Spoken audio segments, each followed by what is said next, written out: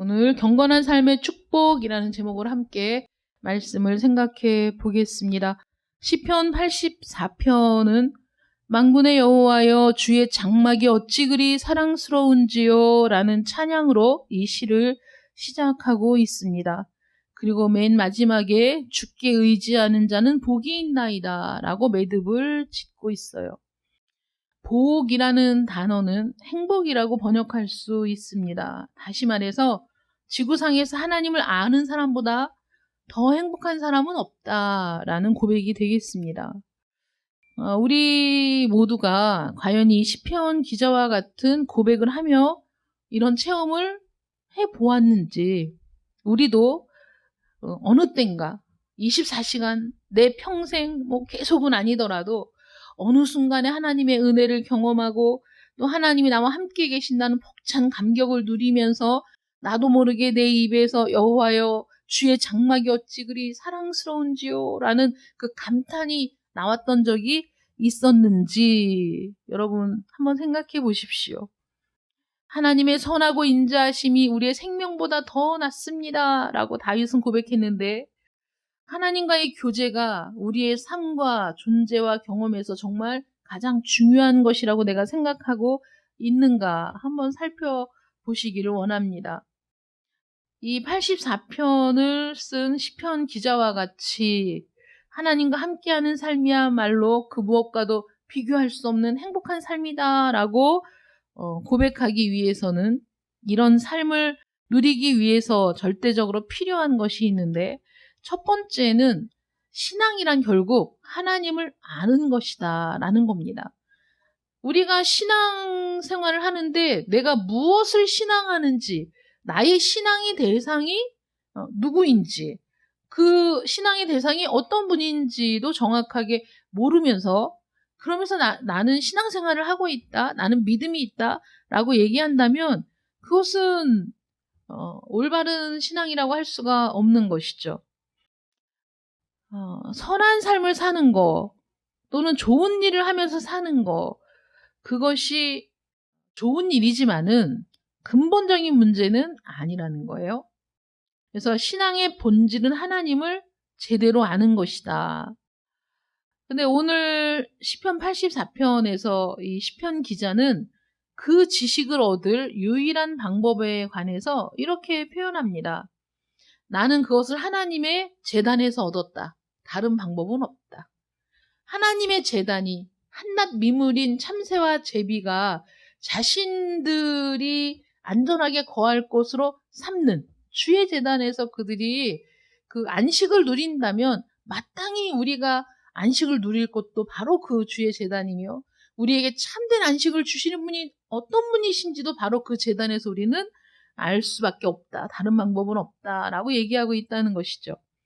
결국 하나님을 아는 방법은 하나님의 제단에서 하나님의 방법대로 당신의 생명을 십자가에 내어주신 우리 주 예수 그리스도를 통해서만 하나님을 제대로 알 수 있다는 겁니다. 그것이 기독교의 중심이고 시작인 것이죠. 그래서 그 길은, 하나님을 아는 길은 오직 한 길밖에 없다. 요한복음 14장 5절에 내가 곧 길이요 진리요 생명이니 나로 말미암지 않고는 아버지께로 올 자가 없다라고 성경은 기록하고 있습니다. 오직 그분을 통해서만, 그분의 상한 몸과 흘린 보혈을 지나쳐 가야만 우리는 그분을 알 수 있다는 겁니다. 두 번째로는 하나님에 대해서 알긴 알아야 되는데 객관적인 진리가 가장 중요하다는 거죠. 이 객관적인 진리라는 게, 우리는 참 객관적이지 않은 사람들입니다. 우린 굉장히 주관적인 사람들인데, 그렇기 때문에 더더욱 우리 자신의 감정과 체험과 기분과 상태에 의존하면 안 된다는 거죠. 체험도 중요하고 감정도 중요하지만, 그러나 그 체험과 감정을 이끄는 것은 객관적인 진리에 있어야지, 객관적인 진리를 버리고 나의 체험과 기분과 감정이 더 중요하다고 생각하면 우리는 결국은 올바른 길을 벗어날 수밖에 없다.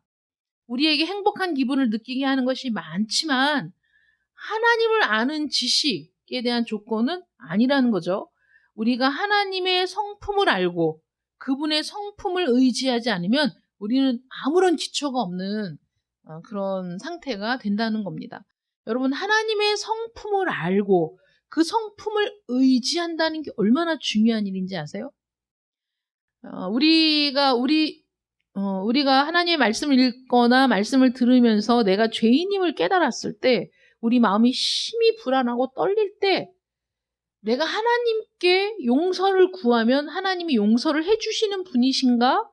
내가 하나님께 내 죄를 고백하면 하나님은 정말 우리를 용서하고 사랑하시는가에 대한 확신을 어떻게 갖게 되느냐?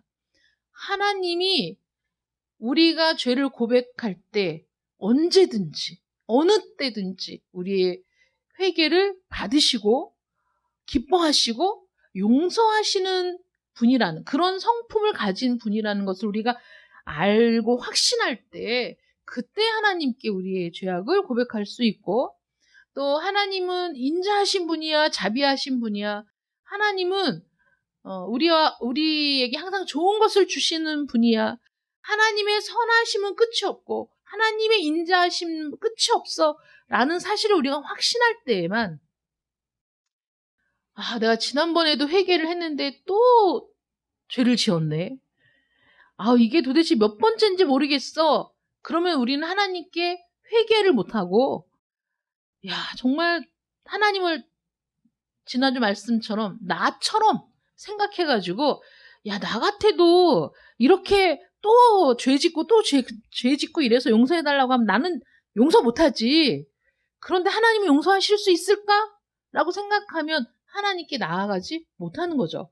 그런데 하나님은 용서하시는 분이야.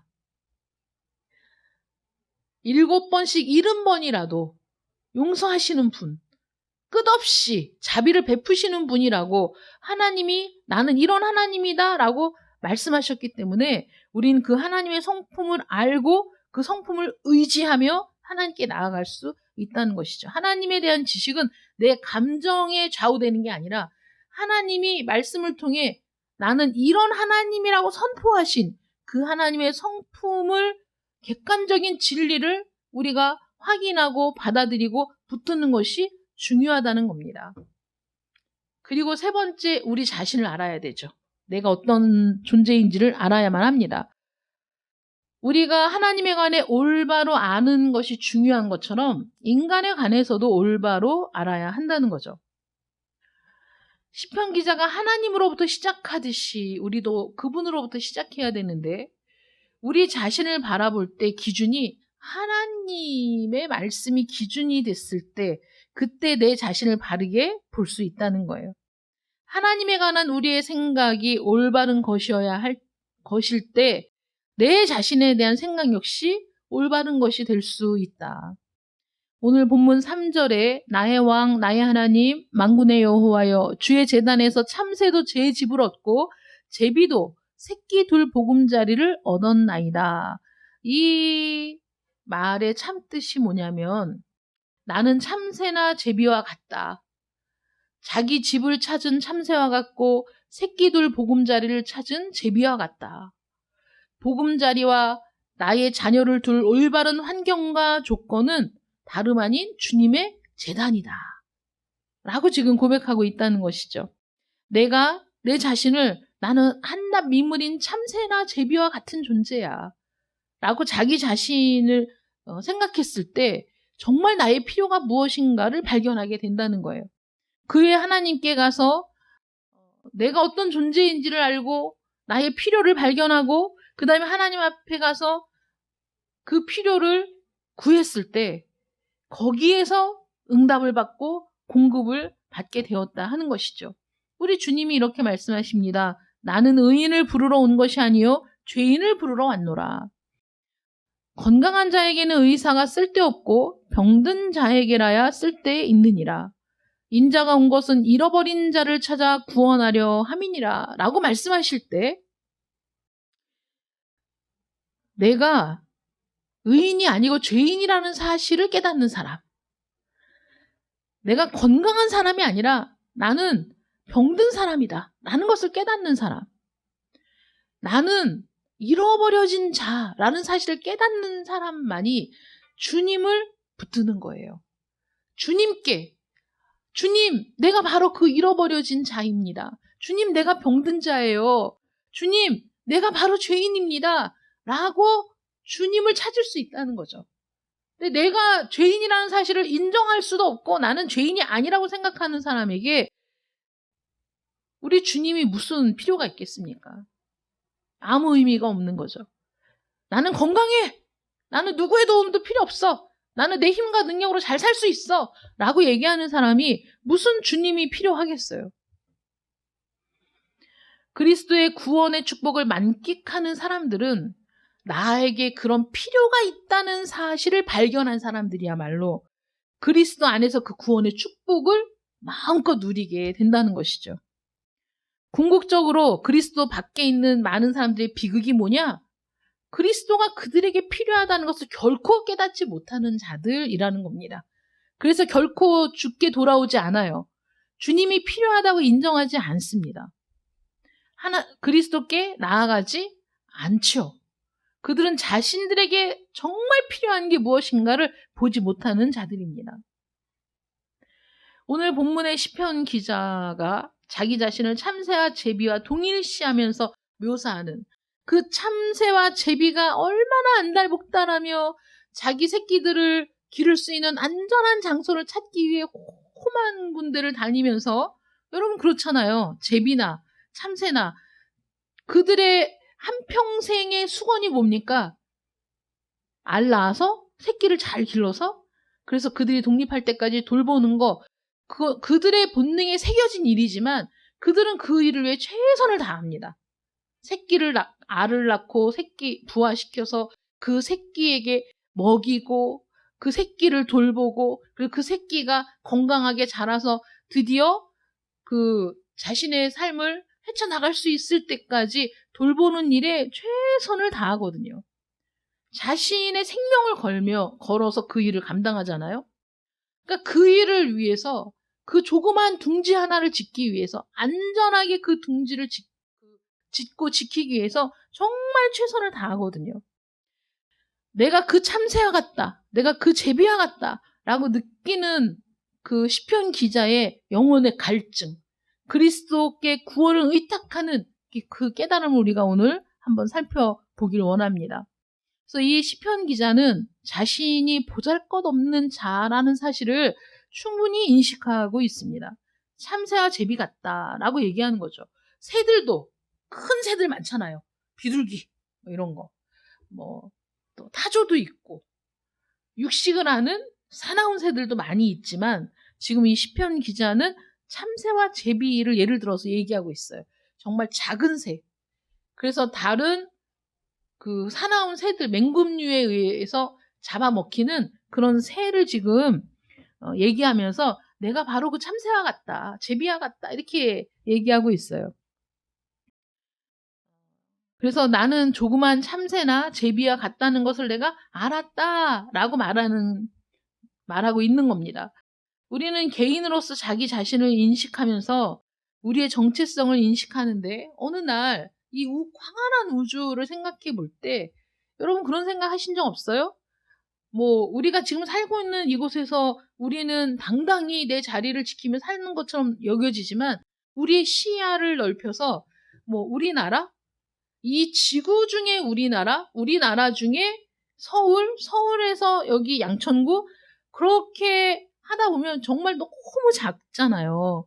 너무 작고 그런데 그거를 우리 지구에 한정했을 뿐이지만 광활한 우주와 비교해 보면 정말 이 광활한 우주 가운데 지구는 먼지에 불과하고 그 먼지에 불과한 지구 안에 대한민국은 더 눈에 보이지도 않는 나라는 존재가 정말 먼지에 불과하구나 라는 사실을 깨닫게 되면 야 정말 그렇게 생각하면 먼지와 같은 내가 무슨 일을 할 수 있을까?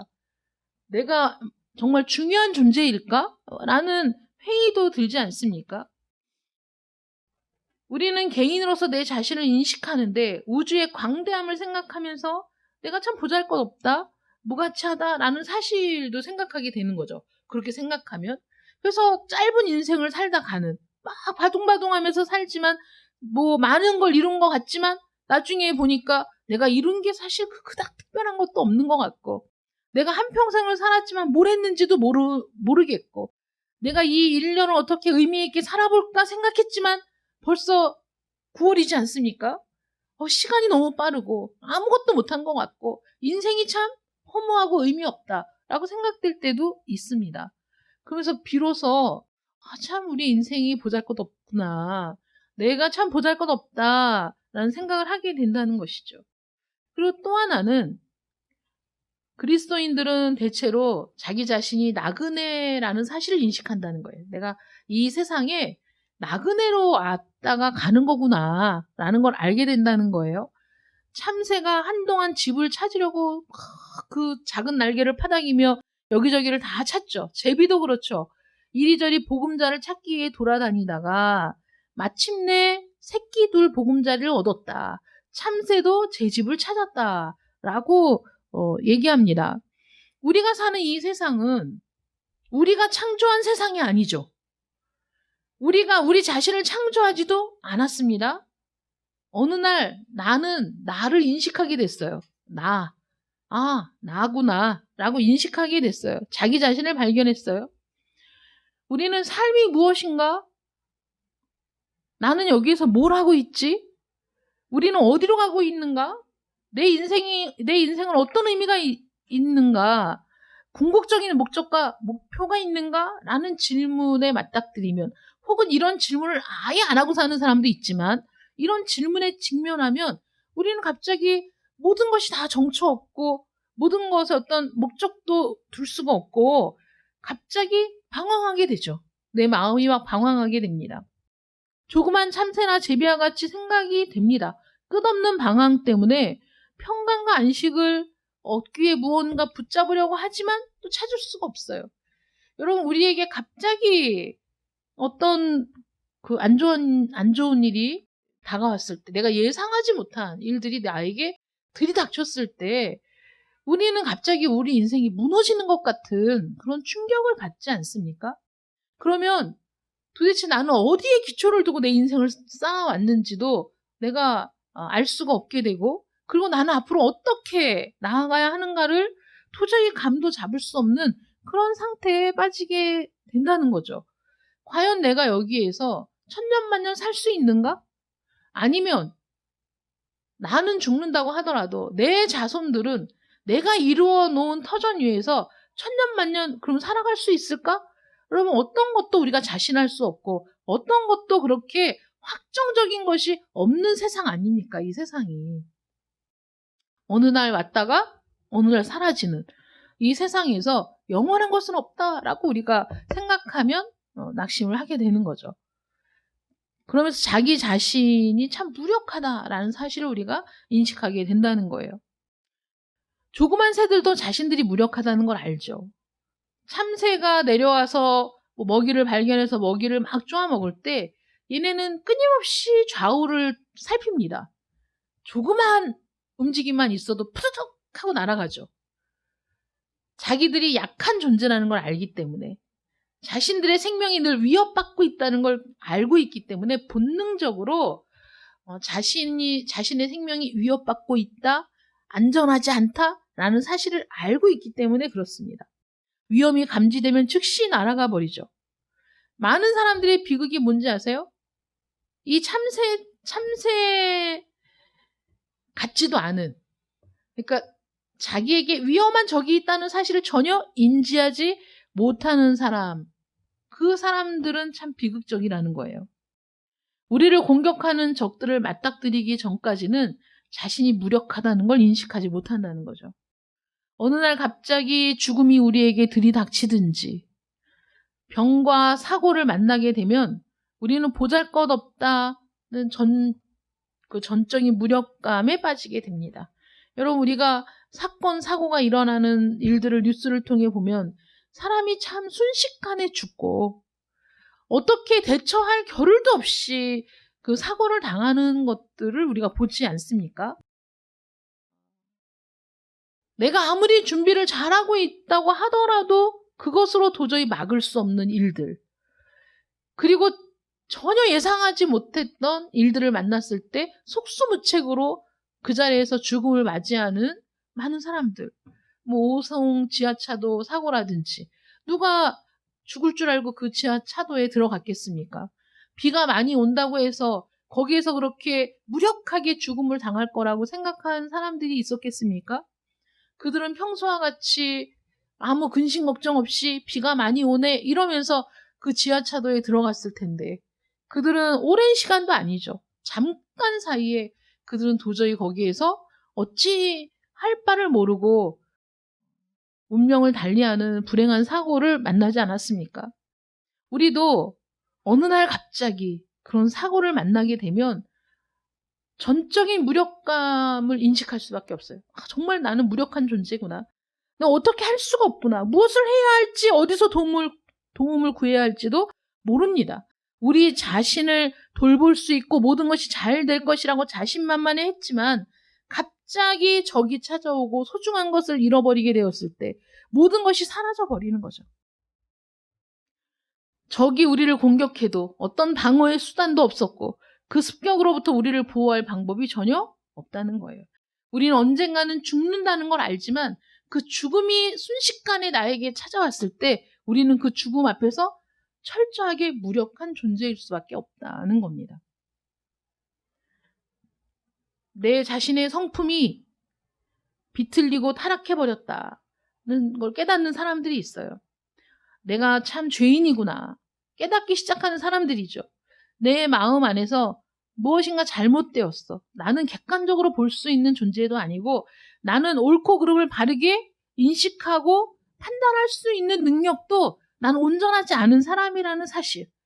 나는 참 부당하고 부정한 존재라는 사실.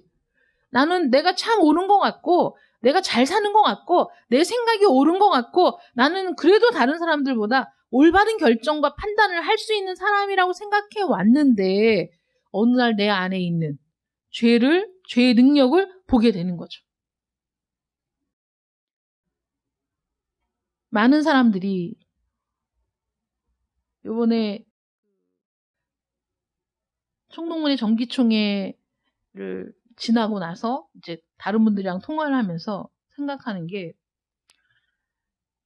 내가 의도한 것도 아니고 내가 작정한 것도 아니고 어떤 상황 속에서 그냥 불가피하게 이루어진 어떤 현상을 보고 많은 사람들이 그것을 왜곡해서 비난했다는 소리를 들었을 때 저하고 관계된 건 아닙니다. 왜곡해서 비난하고 그걸 경멸하는 그런 표현을 썼다는 말을 들었을 때 저는 너무 화가 났어요.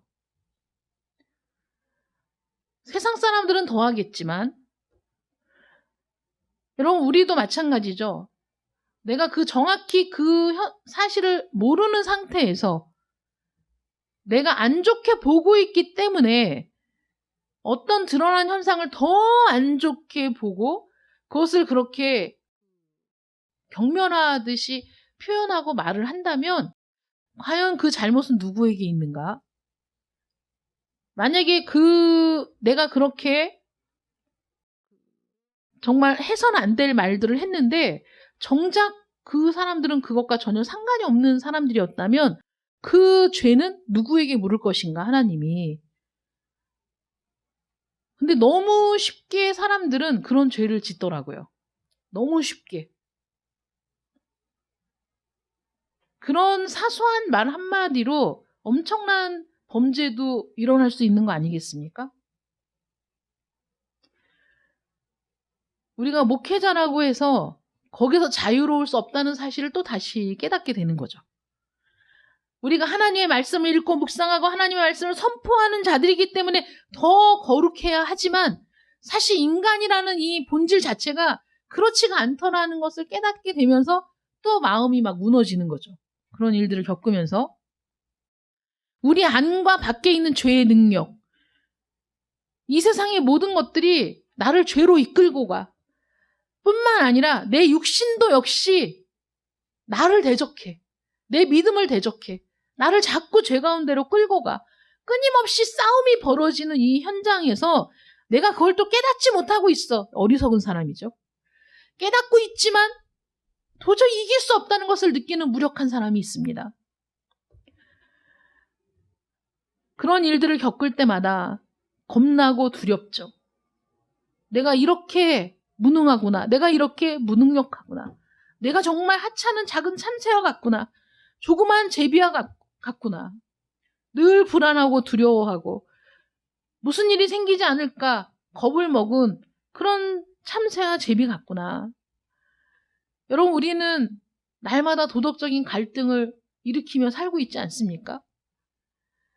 얼마나 우리가 쉽게 거짓말을 하는지, 우리가 얼마나 쉽게 다른 사람을 비난하는지, 우리가 얼마나 쉽게 탐욕에 눈이 머는지, 얼마나 우리가 쉽게 그 작은 탐욕을 이기지 못해서 거짓말을 하게 되는지, 그러면서 끊임없이 나는 다른 사람들과 다르다는 자기 교만과 착각에 빠져 있는지, 때로는 그것을 깨닫고 내가 이러지 말아야지, 나 이렇게 살지 말아야지, 나 이렇게 살면 큰일인데 라고 그것을 깨닫는 사람도 전력을 다해 싸워보지만 늘 지고 만다는 사실 앞에서 철저하게 무력감을 느끼는 사람들. 네. 하나님을 아는 사람은 그런 사람들입니다. 늘 이기고 승리해서 어떤 적도 다 부수는 사람이 그리스도인이 아니라 나를 공격하는 무수한 적들 앞에서 난 참 왜소하고 나는 두려움에 떠는 참새와 같다는 사실을 인식하고 내가 열심히 대항해서 싸워보려고 하지만 내가 참 무력한 존재라는 사실 앞에서 무너지고 그리고 내가 그런 존재라는 사실 앞에서 눈물을 흘리며 슬퍼하는 사람이 바로 하나님을 아는 사람이며 그리스도인이라는 사실이에요. 그래서 어디로 갑니까? 주의 제단으로 가는 겁니다. 어디로 갑니까? 주의 제단에서 나의 안식처를 찾는 겁니다. 하나님, 나는 주님을 떠나서는 나는 승리할 수가 없어요. 나는 주님을 떠나서는 나는 아무것도 할 수 없어요. 나는 주님이 아니고서는 나는 절대로 이 싸움에서 승리할 수가 없는 존재입니다. 라는 사실을 고백하는 것이죠. 주의 제단에서 참새도 제 집을 얻고 제비도 새끼들 보금자리를 얻었나이다. 하찮은 새들, 그들이 할 수 있는 가장 놀라운 일, 새끼를 키우는 일, 그 일을 위해서 그들도 부지런히 보금자리를 찾아 날아다니는데 결국 그들이 어디에서 새끼들 보금자리를 얻었습니까? 어디에서 참된 안식을 얻었습니까? 어디가 가장 안전하다고 그들이 생각했습니까? 주의 제단이라는 것이죠. 그러니 하나님, 저도 마찬가지입니다. 저도 이 참새와 같아요. 저도 이 제비와 같아요.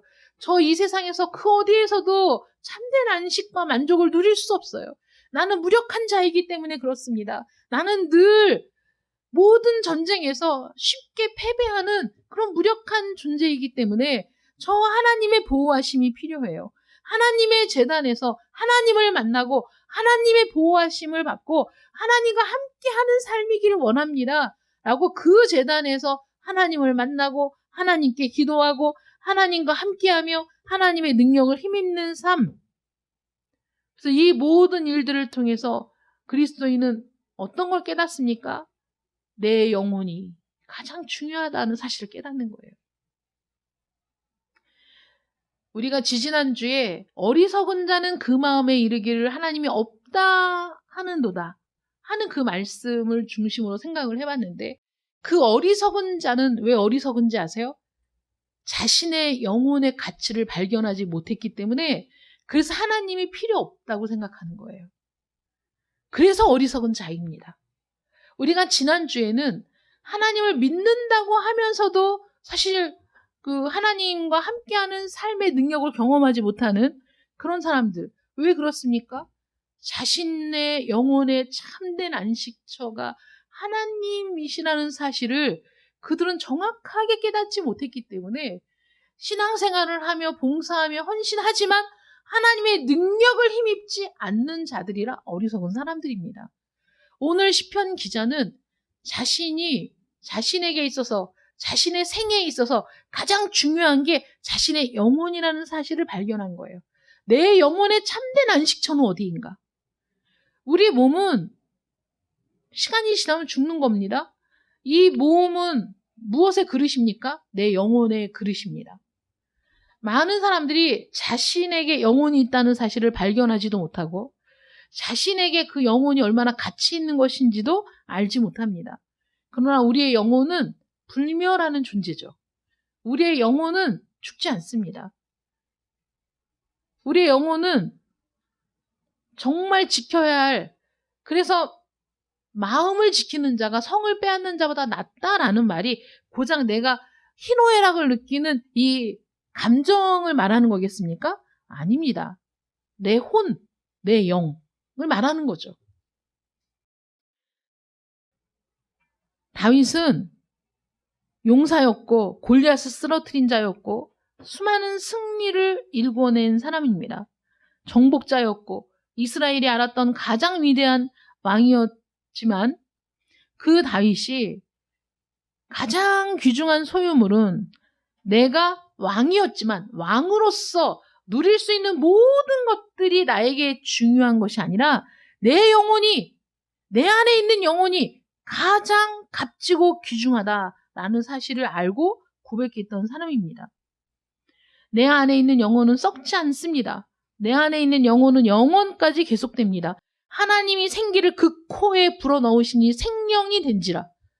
살아있는 영혼을 소유한 자, 우리 인간입니다. 하나님의 형상을 닮았습니다. 우리 인간입니다. 나의 영혼, 그것이야말로 가장 중요하고 지키고 보호해야 할 것이죠. 신약 성경에서 사도 바울이 이렇게 고백합니다. 이로 말미암아 내가 또 이 고난을 받되 부끄러워하지 아니함은 내가 믿는 자를 내가 알고 또한 내가 의탁한 것을 그날까지 그가 능히 지키실 줄을 확신함이라. 디모데후서 1장 12절 말씀입니다. 무슨 말입니까? 내가 믿는 자를 내가 알아. 내가 믿는 하나님을 내가 안다는 거죠. 아까 서두에 말씀드렸죠. 하나님을 알아야 된다고. 그게 신앙의 가장 근본적인 거라. 내가 믿는 자를 내가 알아. 내가 의탁한 것을 그날까지 그가 능히 지키실 줄을 확신한다. 내가 하나님을 알고 있는데 그 하나님이 어떤 하나님이냐? 내 영혼을 그분께 의탁했더니 그분이 끝날까지 능히 지키실 것을 내가 확신한다 라고 바울이 고백하고 있는 겁니다. 그러므로 바울이 기뻐하는 거죠. 자신의 영혼의 보호를 하나님과 그리스도께 맡기었기 때문입니다. 예수 그리스도께서 이렇게 말씀하십니다. 무엇을 먹을까, 무엇을 마실까, 무엇을 입을까 걱정하는데 시간을 낭비하지 말아라. 세상 모든 사람이 그런 것들에 관심을 두고 있는데 그런 것들은 이방인들이나 쫓는 것이다. 그럼 우리는 무엇을 염려해야 하는가? 너희는 먼저 그의 나라와 그의 의를 구하라. 그리하면 이 모든 것을 너희에게 더하시리라. 그 나라와 그의 의를 구하는 것.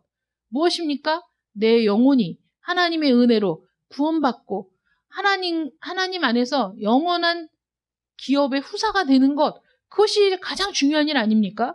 우리가 그렇게 하면 나머지 육신적인 것들이야 하나님이 다 채워주시고 필요한 걸 더해주실 것이다. 육신이 중요하지만 영혼만큼 중요하지 않다는 것이죠. 여러분들의 영혼은 어떻습니까? 사람이 만일 온 천하를 얻고도 자기 목숨을 잃으면 무엇이 유익하리요? 온 천하를 얻었는데 자기 영혼은 아무 상관없다고 생각하는 사람이 있다면 그 사람 가장 어리석은 사람입니다.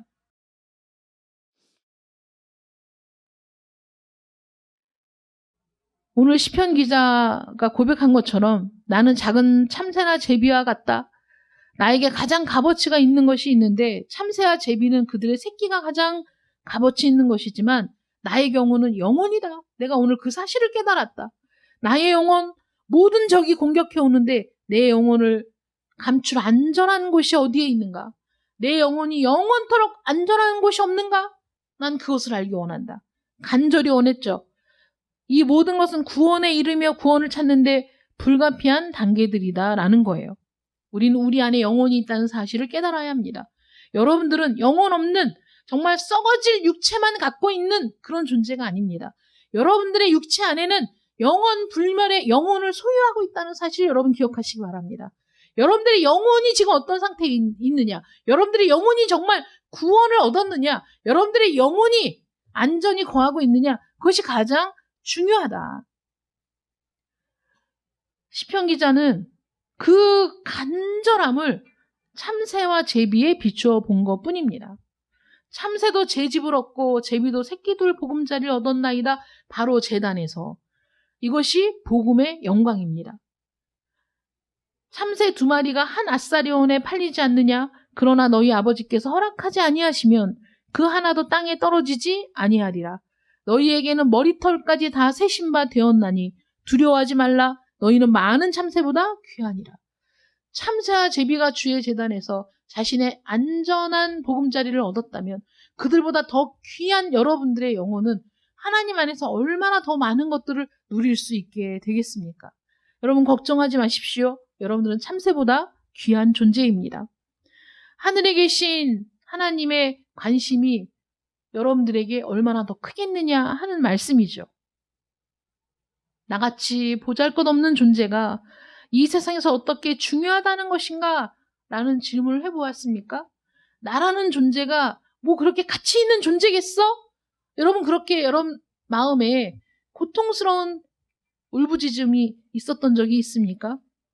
누가복음 8장 43절에서 48절에 있는 이야기를 읽어보면 어느 날 오후에 주님은 야이로라고 불리는 사람의 부탁으로 죽어가는 그의 딸을 보러 가는 중이었습니다.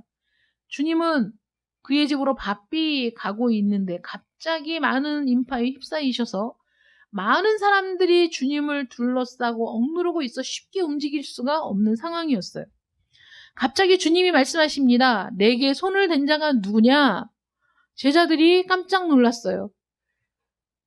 제자들이 둘러보고 주여 무리가 밀려들어 밀고 있습니다. 그러니 당연히 누군가는 주님의 손에 주님의 옷에 몸에 손을 대었겠죠. 주님이 이렇게 말씀하세요. 아니다. 내게 손을 댄 자가 있도다.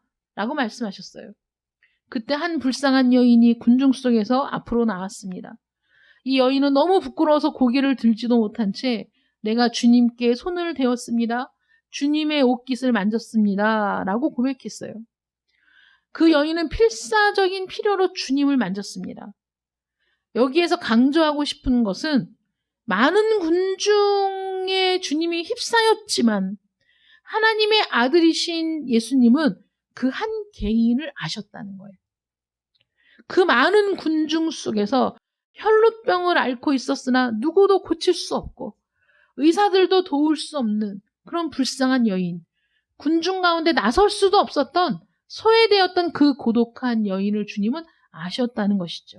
그분이 예수 그리스도이십니다. 수많은 사람 가운데 한 명이 당신일지라도 세상은 당신을 필요로 하지 않는다고 얘기해도 큰 덩어리 속에 한 점에 불과하다고 여러분들에게 말할지라도 하나님은 나는 너를 안다 라고 말씀하신다는 거죠.